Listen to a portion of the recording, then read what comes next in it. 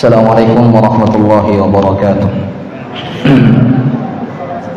Innal hamdalillah nahmaduhu wa nasta'inuhu wa nastaghfiruh wa na'udzu billahi min shururi anfusina wa min sayyiati a'malina.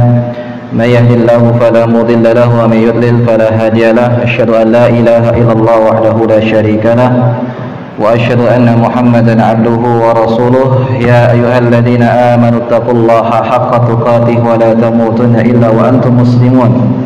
Ya ayyuhan nasu taqu rabbakumul ladzi khalaqakum min nafsin wahidah wa khalaqa minha zawjaha wa bassa minhuma rijalan katsiran wa nisaa'a wattaqullaha alladzi tasaaluna bihi wal arham innallaha kana 'alaykum raqiba. Ya ayyuhalladzina amanu taqullaha wa qulu qawlan sadida yuslih lakum a'malakum wa yaghfir lakum dhunubakum wa may yuti'illaha wa rasulahu faqad faza fawzan 'azima. Amma ba'd, fa inna asdaqal hadits kitabullah wa khairal hadi hadi Muhammadin sallallahu alaihi wasallam wa syarrul umuri muhdatsatuha fa inna kulla muhdatsatin bid'ah wa kulla bid'atin dhalalah wa kulla dhalalatin finnar. Ma'asal muslimin wal muslimat wa akhwati billah rahimani wa rahimakumullah. Alhamdulillah, kita bersyukur kepada Allah Subhanahu wa taala kita bisa kembali untuk melanjutkan pembahasan kitab Taisirul Alam Syarah Umdatul Ahkam yang ditulis oleh Fadilatul Syekh Abdullah bin Abdul Rahman Al-Bassam, buah karya daripada Syekh Abdul Ghani Al-Maqdisi rahmatullahu alaih. Kita masuk kepada Al-Hadisus Sabi', hadis yang ke-7. Hadis dikeluarkan oleh Imam Al-Bukhari dan Imam Muslim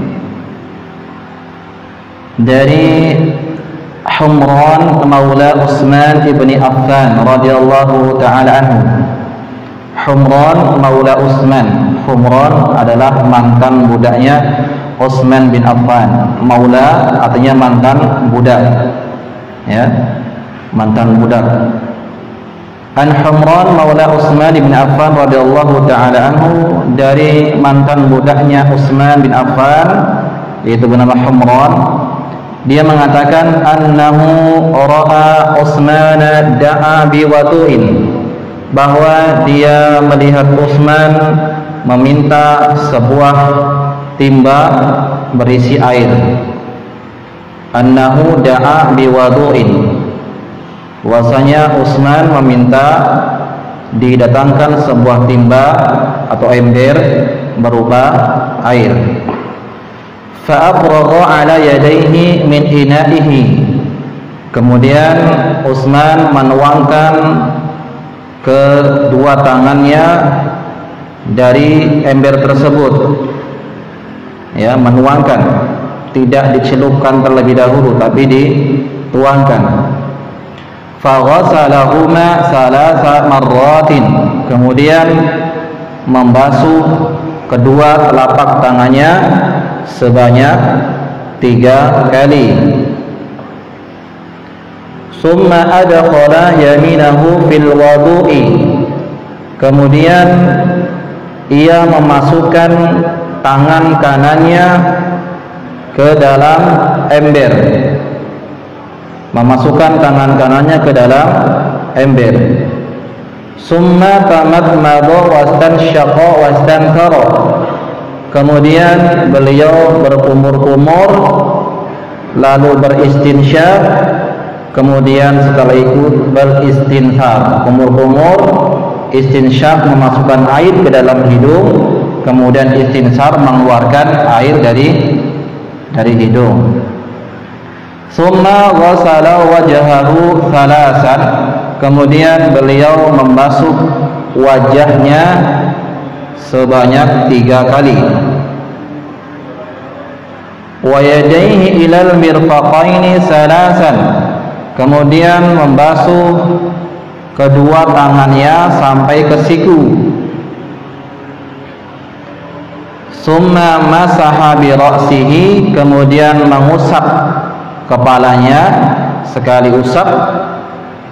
Summa ghasala kilta rijlaini salasan, kemudian membasuh kedua kakinya 3 kali. Summa qala, kemudian dia mengatakan, Ra'aitun Nabiyya sallallahu alaihi wasallam, aku melihat Nabi sallallahu alaihi wasallam tawaddu'a nahwa wudu'i hada, berwudu sebagaimana wuduku ini. Ini siapa yang berkata? Utsman bin Affan radhiyallahu ta'ala. Dia mengatakan, aku melihat Nabi sallallahu alaihi wasallam berwudu sebagaimana wuduku ini. Wa qala, kemudian Rasulullah sallallahu alaihi wasallam bersabda, man tawaddoa nahwa wudu'i hada, siapa yang berwudu sebagaimana wuduku ini, summa shalla rak'ataini, kemudian salat 2 rakaat, la yuhaddisu fihi ma nafsahu, dia khusyuk dalam salatnya, tidak memikirkan hal-hal yang lain, ghafarallahu lahu ma taqaddama min dhanbihi, maka Allah akan mengampuni dosa-dosa yang telah lalu. Hadis sahih yang dikeluarkan oleh Imam Muslim dan Imam Al-Bukhari dari Humran maula Utsman bin Affan radhiyallahu ta'ala. Ada yang bisa mengulangi hadis tersebut? Ya. Baik. Ma'asal muslimin wal muslimat, para thalabul ilmi rahimani wa rahimakumullah. Kita bahas di sini pensyarah buku ini, Syekh Abdullah bin Abdul Rahman Al-Bassam rahimahullahu taala rahmatan wasi'ah. Beliau mengatakan dalam makna al-ijmali, makna secara umum, ishtamala hadzal haditsul 'azim 'ala sifatil kamilah li wudu'in Nabi sallallahu alaihi wasallam. Hadis ini menyebutkan tentang sifat wudu Nabi sallallahu alaihi wasallam dengan sifat yang sempurna. Dengan sifat yang sempurna, mulai dari awal menuangkan air ke dalam tangannya, ke telapak tangannya, sampai membasuh kaki, sampai terakhir nanti beliau sholat 2 rakaat. Jadi hadis ini menceritakan hadis yang sempurnanya wudu Nabi sallallahu alaihi wasallam. Fa inna Utsman radhiyallahu anhu min hasni ta'allimihi wa tafhimihi, adalah Utsman radhiyallahu ta'ala anhu, ya, beliau dari cara mengajarnya, bagus cara mengajarkannya dan memahamkannya, yaitu allamahum sifata wudu'in Nabi sallallahu alaihi wasallam, mengajarkan sifat tata cara wudunya Nabi sallallahu alaihi wasallam kepada sahabat-sahabat yang lain, bi tariqatin amaliyah, dengan cara praktek. Ya, cara mengajarkan itu ada 2 cara mengajarkan, dengan teori, dengan praktek. Ya, setelah dia kasih tahu cara-caranya baru praktek. Tapi ini Utsman bin Affan radhiyallahu ta'ala anhu ketika mengajarkan cara wudu kepada sahabatnya, langsung minta untuk diambilkan air, kemudian beliau praktek wudu yang benar dari awal sampai terakhir. Kenapa? Liyakuna ablag tafahuman, karena dengan cara mengajarkan dengan cara praktek langsung itu akan lebih mudah untuk dipahami. Ya, terkadang orang tidak suka teori, teori langsung aja praktek. Ya, baik. Wa atamma tasawwuran fi adhanihim, akan lebih tergambar dalam benaknya. Kenapa? Langsung melihat bagaimana cara wudunya. Fa innahu da'a bi ina'in fihi ma, adalah Utsman radhiyallahu taala anhu meminta untuk diambilkan air, wali alla yulawisuhu, agar air tersebut di dalam ember tersebut tidak kotor, lam yadmis yadahu fihi, Utsman tidak langsung mencelupkan kedua tangannya ke dalam ember, ya, tapi beliau radhiyallahu ta'ala anhu innama sabba ala yadihi 3 marrat, tapi Utsman menuangkan dari ember tersebut ke telapak tangannya sebanyak 3 kali, ya, hatta nadhafata, sampai tangannya bersih. Ini kalau kita ingin berwudu dengan menggunakan timba atau menggunakan ember atau menggunakan baskom, maka yang perlu kita lakukan adalah tidak langsung mencelupkan tangan kita ke dalam ember tersebut. Tidak langsung mencelupkan tangan kita ke dalam baskom, tapi hendaknya kita tuangkan terlebih dahulu ke telapak tangannya, kita basuh terlebih dahulu tangan tersebut, baru setelah bersih boleh kita memasukkan kedua tangan kita atau salah satunya ke dalam ember. Apa tujuannya? Supaya membersihkan kotoran-kotoran yang ada di dalam tangan. Kemudian yang kedua, supaya air yang dalam ember tersebut tidak kotor akibat kotoran yang ada dalam tangan kita. Ini. Baik. Jadi bolehkah kita berwudu dengan menggunakan ember? Jawabannya boleh. Tapi Ustaz, kita pakai langsung mencelupkan. Jawabannya boleh. Karena hadisnya mengatakan demikian. Langsung diajarkan, beliau mengatakan, aku melihat Nabi Shallallahu Alaihi Wasallam berwudu seperti wuduku ini. Dahulu waktu saya kecil diajarkan oleh orang tua kami tidak boleh berwudu dengan menggunakan ember. Itu bekas kena wudunya, nggak sah katanya. Padahal hadisnya jelas boleh kita berwudu dengan menggunakan air yang ada dalam ember. Tapi syaratnya hendaknya yang pertama kita harus bersihkan tangan terlebih dahulu, tidak langsung mencelupkan tangannya ke dalam ember tersebut. Wa ba'da dzalika adkhala yadahu al-yumna fil ina. Setelah membersihkan kedua telapak tangannya, Utsman bin Affan radhiyallahu ta'ala anhu mulailah untuk memasukkan tangan kanannya ke dalam bejana, ke dalam ember tersebut. Wa akhadha biha ma tamatmada minhu wastanshaqa. Kemudian Umar mengambil air tersebut untuk berkumur-kumur sekaligus untuk beristinsyak. Jadi kumur-kumur, perhatikan para santri, kumur-kumur itu dengan menggunakan satu tangan.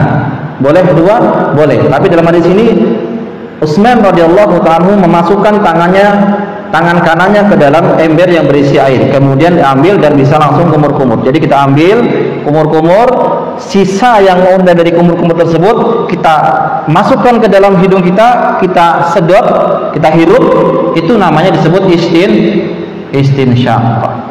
Ya. Kemudian kita mengeluarkannya disebut dengan istinsar. Ya, istinsar. Baik. Setelah berkumur-kumur dan istinsyak dan istinsar, summa ghassala wajhahu thalatha marrat. Lalu Utsman radhiyallahu ta'ala anhu membasuh wajahnya sebanyak tiga kali. Summa ghassala yadayhi ma'al mirfaqaini thalathan. Kemudian beliau setelah membasuh wajah, membasuh tangan sampai ke sikunya. Sampai ke siku. Jadi sikunya ini harus basah ya. Siapa-siapa yang berwudu yang pakai lengan panjang harus dising-singkan terlebih dahulu tangannya sampai kelihatan sikunya, dan kita basuh dari ujung tangan sampai ke siku kita. Ini tidak boleh tertinggal ya. Nah, ingat Nabi mengatakan wailun lil aqabi minan nar. Celakalah bagi orang-orang yang tumitnya tidak basah karena air ketika berwudu. Ya, meskipun yang berbicara masalah tumit, tetapi juga anggota tubuh yang lain juga harus diperhatikan. Ini kalau tangan sikunya masih ada sisa tidak basah, ya karena berwudu, nggak sempurna wudunya, maka bisa terkena azab. Ya, dan ini masalah wudu adalah syarat sah diterimanya sebuah sholat. Kalau wudunya tidak benar, maka sholatnya pun tidak diterima. Baik. Summa masaha jami'a ra'sihi marratan wahidatan. Kemudian Utsman radhiyallahu ta'ala anhu mengusap seluruh kepalanya sekali usap. Jami'a ra'sihi marratan wahidah, yaitu mengusap seluruh kepala sekali usap. Ya, baik. Nanti dalam hadis yang kedua, ada yang ke-8, ada cara mengusapnya, dijelaskan bagaimana cara mengusapnya. Ya, nanti hadis ke-8 kita akan bacakan. Summa ghassala rijlaihi ma'al ka'baini thalasan. Setelah itu beliau membasuh kedua kakinya ya sampai ke mata kaki sebanyak 3 kali. Ya. Baik. Coba siapa yang bisa menyimpulkan cara wudu yang benar? Yang pertama apa tadi? Pertama tadi apa? Ayo, jangan malu-malu, belajar.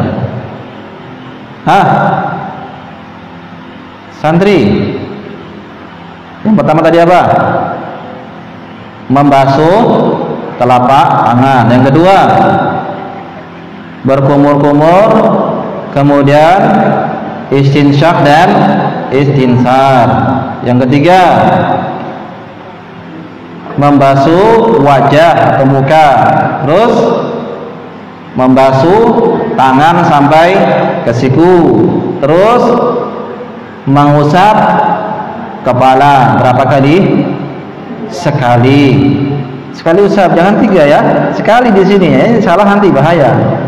Nah, sekali. Terus setelah itu membasuh kaki sampai mata kaki. Berapa kali? 3 kali. Ya, baik, perhatikan. Falamma farada radhiyallahu anhu, setelah Utsman selesai dari mempraktekkan wudu tersebut, akhbarahum anna ra'an nabiy sallallahu alaihi wasallam tawaddu'a misla hadzal wudu. Ia mengabarkan kepada para sahabatnya bahwasanya Utsman melihat cara wudu Nabi sallallahu alaihi wasallam. Walamma farada sallallahu alaihi wasallam min hadzal wudul kamil, setelah Nabi sallallahu alaihi wasallam selesai dari berwudu yang sempurna ini, akhbarahum annahu man tawaddu'a misla wudu'ihi wa shalla rak'ataini mukhdiran qalbuhu baina yaday rabbih fihima fa innahu bi fadlillahi ta'ala yujazi ala hadzal wudu'il kamil. Maka kata Nabi SAW, siapa yang berwudu seperti ini kemudian sholat 2 rakaat, dia menghadirkan hatinya ketika sholat. Apa artinya menghadirkan hatinya? Khusyuk dalam sholatnya.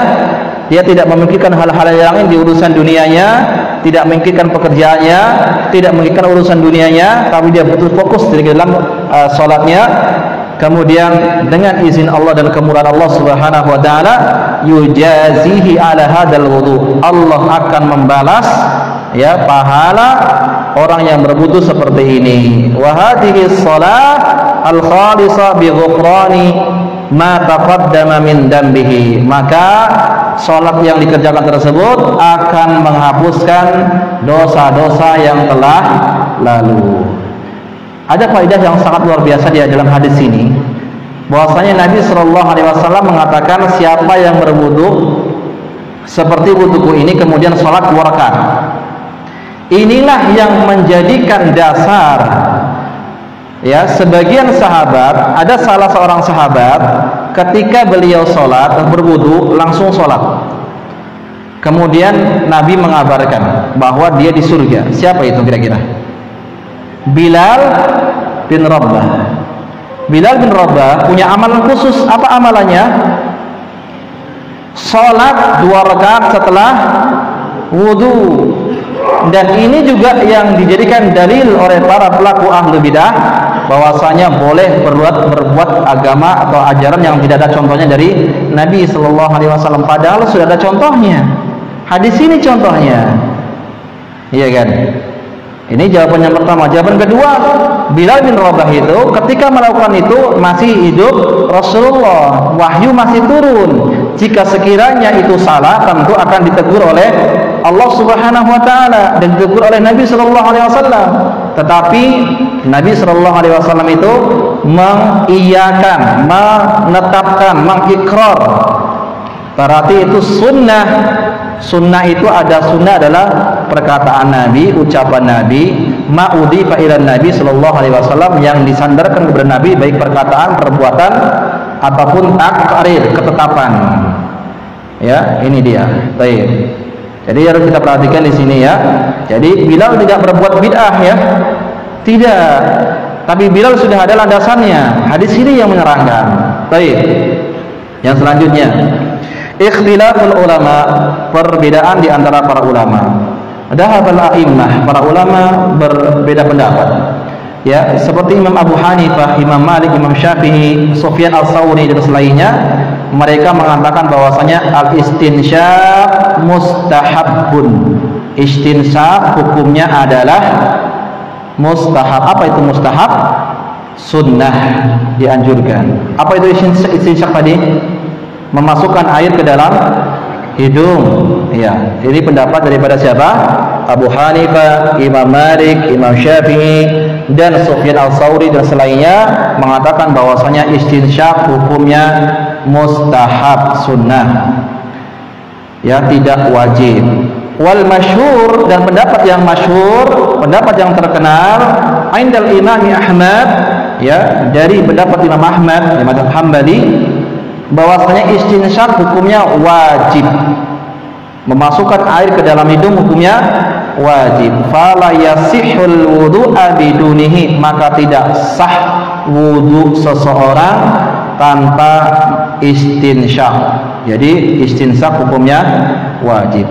Baik, pertanyaannya, beberapa ulama mengatakan istinsyak hukumnya sunnah, ulama yang lain mengatakan hukumnya wajib. Manakah yang betul? Baik, kita lihat di sini.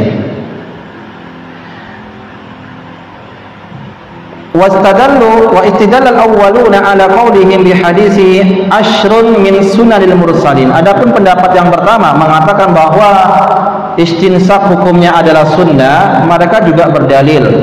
Apa dalil mereka? Dalil mereka adalah hadis yang dikeluarkan oleh Imam Muslim.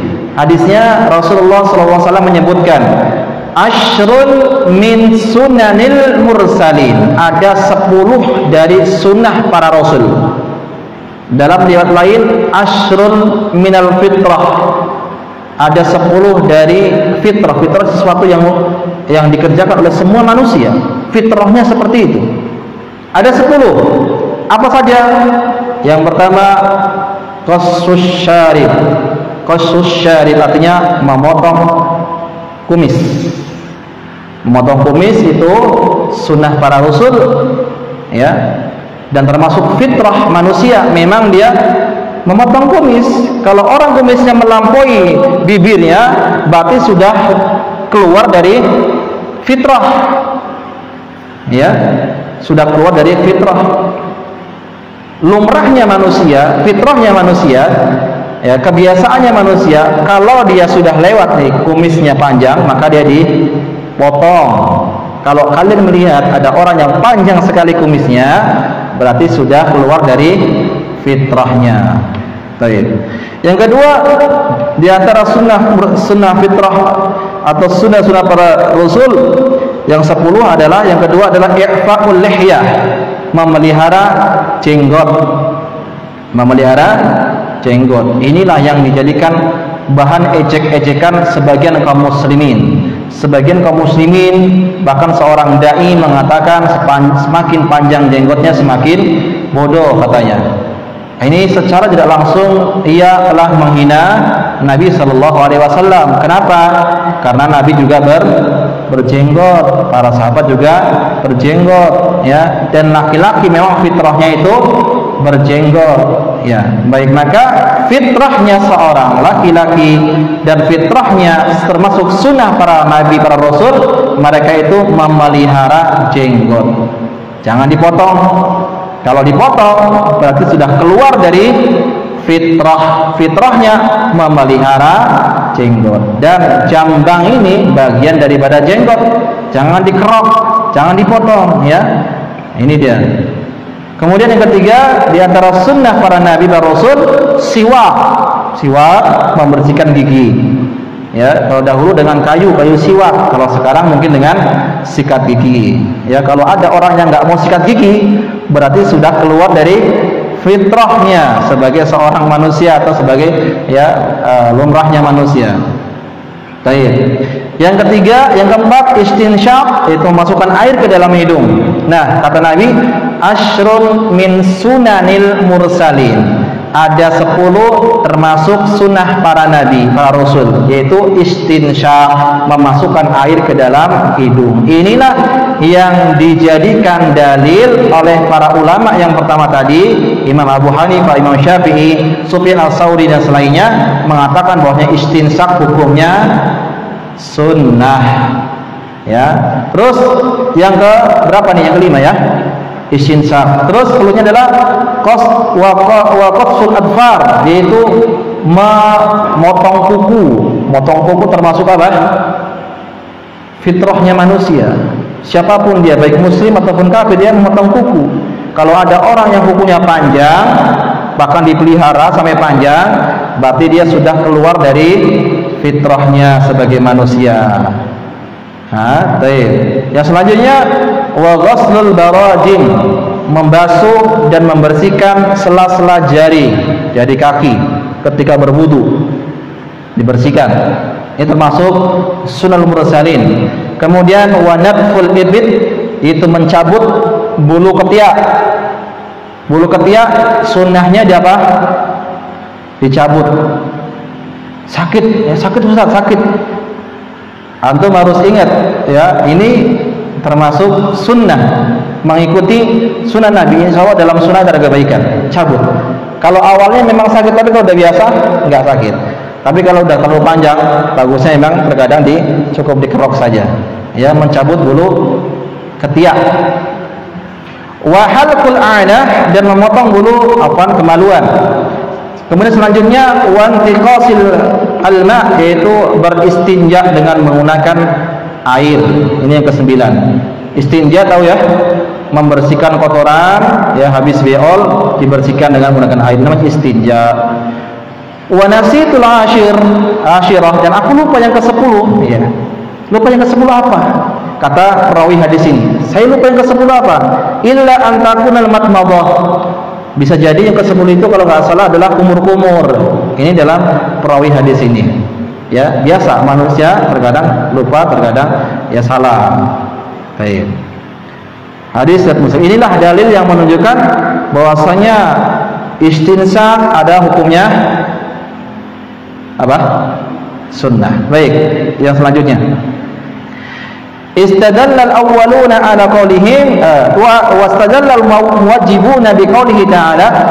Adapun orang-orang atau ulama-ulama yang mewajibkan bahwasanya istinsaq adalah hukumnya wajib, mereka berdalil dengan firman Allah surat Al-Maidah ayat yang ke-6. Apa kata Allah? Faghsilu wujuhakum, basuhlah wajah-wajah kalian. Ini kan bicaranya wajah Ustaz, bukan hidung suruh menghirup. Apa jawaban para ulama? Al-anfu minal wajah, hidung bagian dari wajah. Maka ketika kita membasuh namanya wajah, hidung pun juga harus dibasuh. Ya, baik. Wabil ahaditsil katsirah sahihah, dan juga para ulama mereka berdalil dengan dalil-dalil hadis-hadis yang banyak yang sahih min sifati fi'lihi sallallahu alaihi wasallam wa amrihi bidzalik.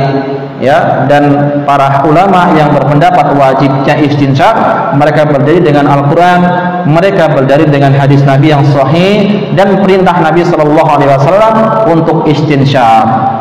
Baik, ada dua perbedaan para ulama, manakah yang betul? Wajib apa sunnah? Wajib, iya.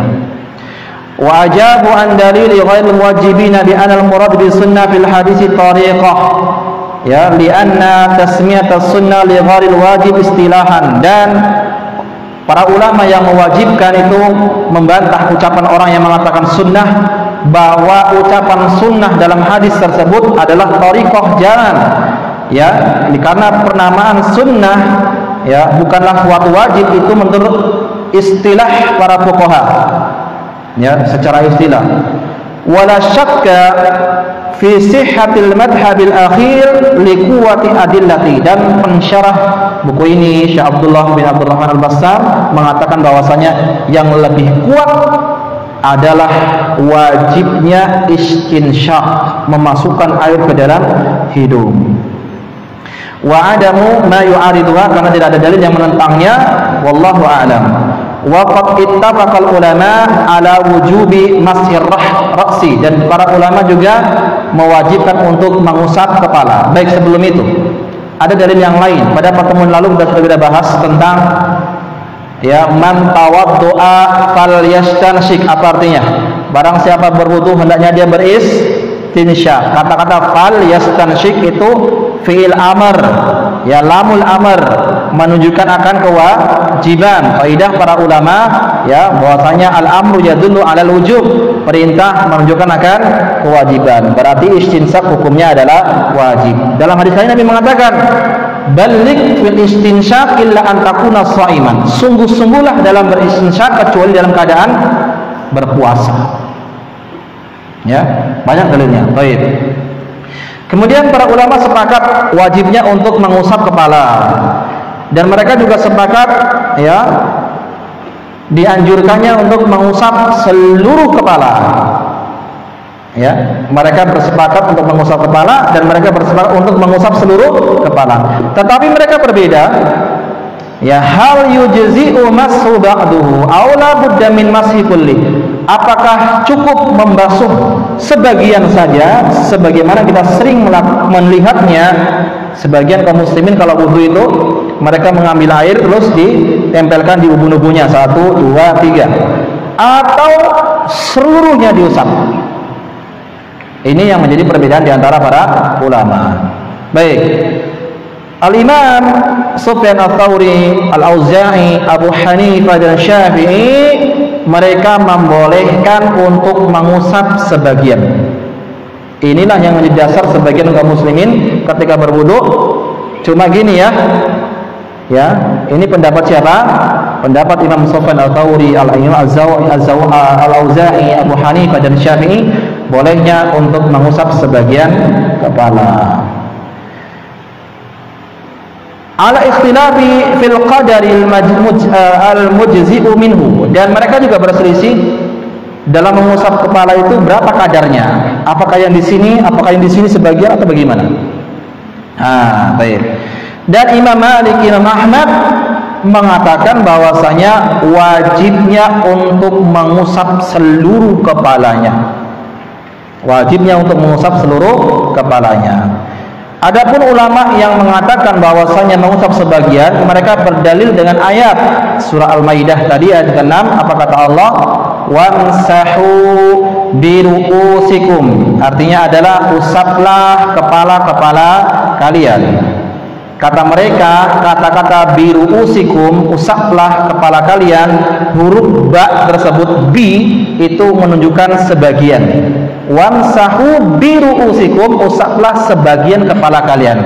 Ini pendapat yang pertama yang mengatakan usap sebagian.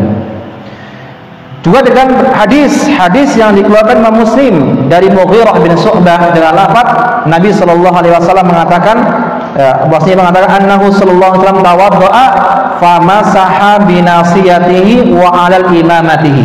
Hadis yang dikeluarkan Imam Muslim bahwasanya Nabi sallallahu alaihi wasallam berwudu, kemudian mengusap ubun-ubunnya dan mengusap imamah. Imamah itu adalah sorban. Ya, baik. Ini dalil yang pertama ya, atau pendapat yang pertama, berdalil dengan Al-Quran dan hadis. Adapun pendapat yang mewajibkan, mereka berdalil dengan hadis yang banyak. Kulluha tasifu wudu an-nabi sallallahu alaihi wasallam. Semuanya mensifati tentang sifat wudu. Hadis-hadis tersebut menerangkan sifat wudu Nabi yang mulia sallallahu alaihi wasallam. Di antara hadis ini yang kita bahas tadi, apa kata Nabi dalam hadis tersebut? Wamsaha summa masaha bi ra'sihi. Kemudian beliau Utsman bin Affan mengusap kepalanya. Dan di antara hadis yang lain adalah Nabi sallallahu alaihi wasallam ya masaha ra'sahu bi yadayhi fa aqbala bihima wa adbara. Ini dia. Ini menceritakan tentang bagaimana cara mengusapnya. Tadi kan Nabi sallallahu alaihi wasallam mengusap dengan kedua tangannya, fa aqbala bihima wa adbara, dari depan kemudian ke belakang. Diterangkan caranya. Summa dhahaba bihima ila qafahu, sampai ke tengkuk. Dari depan ke belakang sampai ke tengkuk. Summa raddahuma ilal makanil ladzi bada'a minhu, kemudian mengembalikan kembali ke tempat yang semula. Ini hadis ya, hadis ke-8 nanti ya, menerangkan kaifiyah, tata cara bagaimana mengusap kepala dari depan ke belakang, kemudian mengembalikan lagi ke depan. Baik, paham tak? Paham ya? Dan para ulama yang mewajibkan untuk mengusap seluruh kepala, mereka membantah pendapat yang pertama tadi yang mengatakan bahwasanya mengusap itu cuma sebagian, bahwa firman Allah Subhanahu wa taala tentang wamsahu biruusikum, usaplah kepala kalian, sebagian kepala kalian, dengan mengatakan ba di sini menunjukkan sebagian, mereka itu membantah bahwasanya ulama ahlul lughah, ulama bahasa ditanya, ya, waqala Ibnu Burhan mengatakan man za'ama anal ba litad'id faqad ja'a an ahli al-arabiyyah bima la ya'rifunahu. Siapa yang berpendapat bahwasanya wamsahu biruusikum, bahwasanya mengusap kepala itu sebagian saja, itu kata-kata ba menunjukkan sebagian, berarti dia telah mendatangkan sebuah bahasa yang tidak dipahami oleh bahasa Arab. Dibantah, ya. Apa maksudnya wamsahu biruusikum? Basuhlah kepala-kepala kalian atau usaplah kepala kalian, artinya ilsaq artinya mengusap, menempelkan. Ya, ilsaqul mas'al-mashu biruusikum, tempelkan, usapkan ke kepala kalian, basuh, bikin. Itu nama wamsahu biruusikum. Jadi bukan sebagian. Ini bantahan yang mewajibkan. Baik. Bahkan Al-Imam Ibnu Qayyim rahimahullahu taala mengatakan lam yasih fi hadisi wahidin, ya, lam yasih fi hadisin wahidin annau iktasara ala masi ba'di ra'sihil battah. Tidak ada satu hadis yang sahih sekalipun bahwa Nabi sallallahu alaihi wasallam itu mengusap cuma sebagian saja. Ini perkata Ibnu Qayyim rahimahullahu taala. Baik. Dari pembahasan ini kita akan mengambil faidah. Ma yukhadu minal hadis. Apa yang bisa diambil faidah dari hadis tersebut? Yang pertama, masyru'iyatu ghuslil yadaini salasan qabla idkhalihima fi ma'il wudu'i 'indal tawaddu. Disyariatkannya untuk mengusap disyariatnya untuk mencuci kedua telapak tangan sebelum memasukkan ke dalam sebuah ember atau bejana. Ini yang pertama. Disyariatkannya untuk membersihkan, membasuh, mencuci telapak tangan sebelum memasukkan ke dalam ember atau bejana. Baik. Yang kedua, at-tayammun fi tanawuli ma'il wudu' li ghusl a'dha, yaitu dianjurkan untuk menggunakan tangan kanan ketika mengambil air ketika berwudu. Seperti tadi, masukkan tangan kanannya kemudian kumur, istinsar dan istinsar menggunakan tangan kanan. Ini dianjurkan. Ya, baik. Faedah yang ketiga, masyru'iyatut tamatmad wal istinsyaq wal istinsar, disyariatkannya untuk kumur-kumur, istinsyaq dan istinsar, memasukkan air ke dalam hidung, mengeluarkannya dari hidung, ya. Ini disyariatkan. Baik. Wala khilafa fi masyru'iyatihima, tidak ada khilaf di antara di dalam mensyariatkannya, tapi khilafnya adalah wajib apakah sunnah. Baik. Yang selanjutnya, ghuslul wajhi salasan, membasuh ke wajah sebanyak 3 kali. Apa yang dimaksud dengan wajah itu? Di sini disebutkan min manabiti sya'rir ra'si ila dhuqni tulan wa min al-uduni al-uduni 'ardan, yaitu dari tempat tumbuhnya rambut yang paling atas sini sampai paling bawah, sampai dagu. Ya, tempat tumbuhnya rambut paling atas sampai dagu, dan dari sisi telinga, tempat tumbuhnya rambut sampai sisi telinga sebelah ini, itu wajah. Jadi kalau kalian wudu, jangan cuma ambil air wudu terus gini-gini, ini nggak sempurna, tapi dibasuh semuanya, harus dibasuh semuanya. Ini atas keliling sini semua tempat tumbuhnya rambut harus basah semuanya. Kalau dia ada jenggotnya, maka di sela-sela jenggotnya. Paham ya? Nah, jangan alasan gara-gara cepat-cepat akhirnya nggak sempurna wudunya. Ingat, ini syarat sah terimanya sholat. Syarat sah sholat adalah dia wudu. Kalau nggak wudu, sempurna wudunya, nggak sah sholatnya. Baik.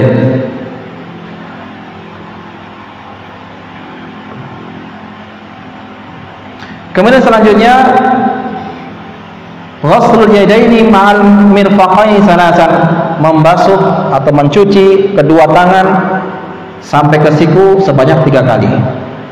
Yang selanjutnya yang keenam, mashu jami'ar ra'si marratan wahidah yaqbalu bi yadayhi 'alaihi summa yadbaru bihima, yaitu mengusap seluruh kepala sekali usap dari depan ke belakang, ya. Baik, yang ke berapa? 7 ya. Ghuslul rijlaini ma'al ka'baini salasan, mencuci kedua kaki sebanyak 3 kali. Mencuci kaki sampai mata kaki sebanyak 3 kali. Sekarang yang ke 8, wujubu tartib fi dzalika, wajibnya untuk tertib. Tahu tertib ya? Bergantian, ya, mulai dari mencuci tangan, kemudian kumur-kumur, kemudian wajah, kemudian tangan, kemudian mengusap kepala, kemudian baru kaki. Nggak boleh wajah dulu, kemudian baru mengusap kepala, baru kumur-kumur, baru setelah itu kaki. Tidak, harus tertib, berurutan dari cuci tangan sampai cuci kaki. Baik. Yang selanjutnya, inna hadhihi sifah hiya sifatul wudu'i Nabi sallallahu alaihi wasallam al-kamilah. Bahwasanya tata cara wudu ini adalah tata cara wudu yang sempurna dari Nabi sallallahu alaihi wasallam. Ini adalah wudunya Nabi yang sempurna sallallahu alaihi wasallam. Hadis Umran Maula Utsman bin Affan. Baik. Yang ke-10, masyru'iyatus salati ba'dal wudu, disyariatkannya salat setelah wudu. Ya. Makanya Bilal bin Rabah, ya, kata Nabi sallallahu alaihi wasallam, aku mendengar terompahmu berjalan di surga. Nanti dalam hadis ini ada penjelasannya setelah ini, penjelasan tentang hadis tersebut. Kenapa? Bahwasanya beliau tidak pernah meninggalkan sholat setelah wudu, 2 rakaat setelah wudu. Baik. Yang ke-11, inna sababa tamamis salati wa kamaliha khudurul qalbi baina yadayillahi ta'ala. Sesungguhnya sebab sempurnanya salat adalah hadirnya hati ketika kita salat, berdiri menghadap Allah Subhanahu wa taala. Wa fihi targhibu bil ikhlas.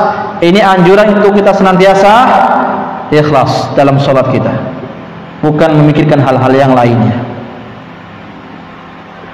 Wa tahdhir min adami qabulis salati mimman laha fiha bi umuri dunya, dan ini peringatan, ya,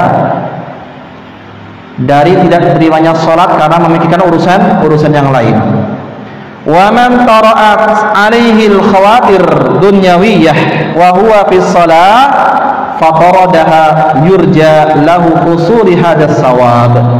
Maka barang siapa yang terlintas dalam hatinya ketika sholat mikir PR, ya, tuh mikir apalagi banyak. Kalau yang santri mikir PR, kalau yang bapak-bapak mikir apa? Nah, mikir hutang misalnya kan, atau mikir pekerjaan, ya. Lalu dia berusaha untuk melawannya, menghilangkannya, maka mudah-mudahan orang seperti ini akan mendapatkan pahala. Tapi kalau dia ketika awal sholat dia memikirkan urusan dunia, terus dia larut dalam pikiran tersebut sampai lupa gerakannya, sampai lupa berapa rakaat, ini hati-hati, bisa membatalkan sholatnya, ya, bisa nggak dapat pahala. Baik. Yang ke-12, fadilatul wudu'il kamilah wa annahu sababu li ghufranid dunub. Keutamaan wudu yang sempurna, bahwasanya wudu tersebut bisa menghapuskan dosa-dosa. Ya, wudu yang sempurna dapat menghapuskan dosa-dosa. Baik, yang ke-13. Ini penting, yang ke-13. As-sawabul maw'udu bihi yatarattabu ala majmu'il amrayni. Pahala yang dijanjikan oleh Allah Subhanahu wa taala harus memenuhi dua syarat. Pahala tadi apa pahalanya? Diampuni dosa-dosanya yang telah berlalu. Tapi dengan dua syarat. Syarat yang pertama, wa huwal wudu'u ala nahwil madhkur. Dia wudu harus seperti wudu yang disebutkan dalam hadis tadi. Ya, dia berwudu sebagaimana wudu yang disebutkan dalam hadis tadi.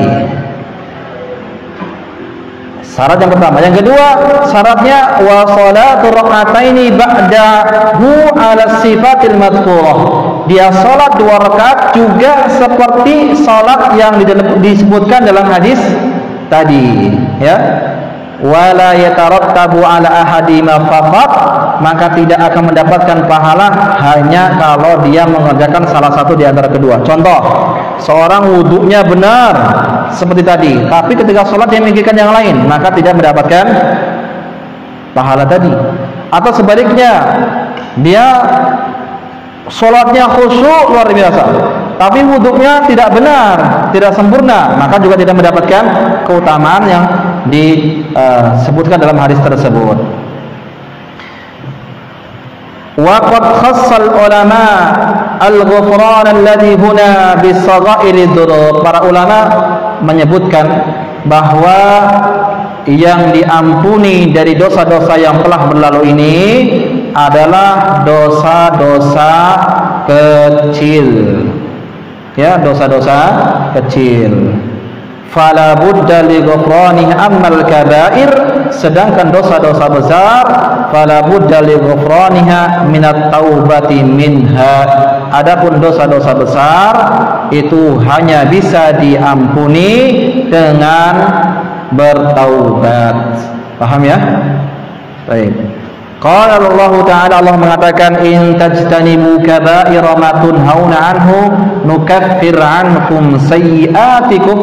Jika kalian menjauhi dosa-dosa besar yang kami larang, kami akan mengampuni dosa-dosa kalian, kesalahan kalian. Ya, baik.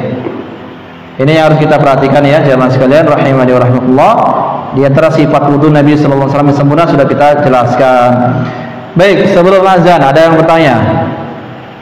Para santri, mungkin bapak-bapaknya yang bertanya silakan. Kita cukupkan sampai di sini saja. Setelah azan kita berhenti sudah. Santri ada bertanya?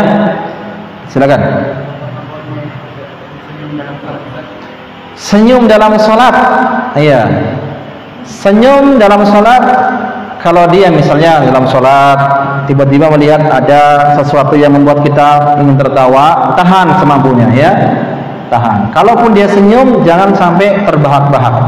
Kalau terbahak-bahak juga ketawa, kalau ketawa maka sholatnya batal. Kalau tersenyum saja, tidak mengeluarkan suara yang sangat keras sampai keluar, sampai terbahak-bahak, maka sholatnya batal. Karena terkadang kita mungkin yang apalagi seorang ibu-ibu di rumah biasanya lagi sholat lihat anaknya kecil di depan tuh mainan atau berbicara sesuatu yang menjadikan ketawa, dia tahan. Maka kalau selama dia bisa menahan tawanya, cuma sekedar tersenyum, maka tidak membatalkan sholatnya. Tapi kalau sampai keluar tertawa-tawa, terbahak-bahak, maka batal. Tapi hendaknya jangan sampai senyum-senyum ya. Nanti sholat senyum-senyum ini orang waras atau bukan ini ya. Tapi tidak, memang terkadang terjadi seperti itu, senyum-senyum terjadi. Dan sebelum sholat harus disterilkan dari hal-hal yang akan membuat kita tersenyum. Apa misalnya? Jangan bercanda sebelum sholat. Ya, kalau ada sesuatu yang kira-kira membuat tersenyum, maka jauhkan dari hal tersebut. Nah, ya.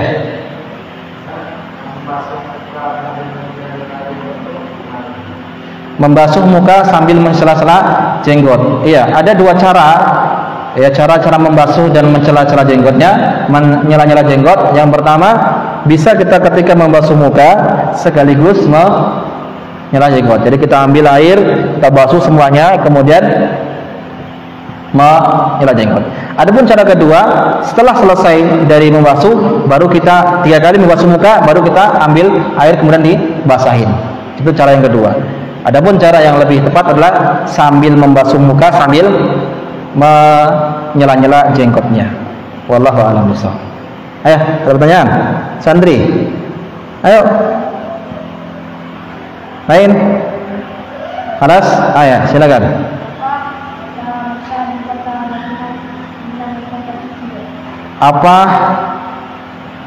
Mengapa kota Madinah dan kota Mekah disebut kota suci? Ini pertanyaannya nggak ada dalam pelajaran kita ini. Iya, pertanyaannya tidak ada dalam pelajaran kita ini. Mekah dan Madinah kok disebut kota suci gitu ya? Iya. Nah, itu nanti kita akan tanya jawab di luar saja, jangan di sini ya. Baik. Nah, yang berkaitan dengan masalah ini. Keras, cukup ya, sudah azan? Belum azan? Sambil nunggu azan. Baik, silakan. Berwudu sambil berbicara boleh, tidak membatalkan wudunya. Tapi hendaknya sebagaimana hadis tersebut, lam yuhaddisu fihima, tidak ya banyak berbicara ketika antara wudu dan sholat. Sholatnya wudunya betul-betul khusyuk, sholatnya pun juga demikian. Tapi boleh-boleh saja kalau ada kebutuhan. Boleh-boleh saja kalau ada kebutuhan. Tapi jangan jadikan kebiasaan ya. Sambil wudu ngobrol sana sini akhirnya lupa. Tadi mana nih? Harusnya kumur-kumur, lupa akhirnya. Ya, hilang. Maka wudu khusyuk bagus. Tapi berbicara boleh ketika ada kebutuhan. Baik, kelas ya. Kita cukupkan sampai di sini. Insyaallah kita bahas di hadis yang ke-8. Ini hadisnya sama tentang wudu juga, tapi ada penambahan sedikit, ada redaksi yang berbeda, menunjukkan bermacam-macam cara membersihkan anggota wudunya atau ketika berwudu. Baik, semoga ini bermanfaat. Kita cukupkan sampai di sini. Subhanakallahumma hamdika asyhadu an la ilaha illa anta astaghfiruka wa atubu ilaik. Assalamualaikum warahmatullahi wabarakatuh.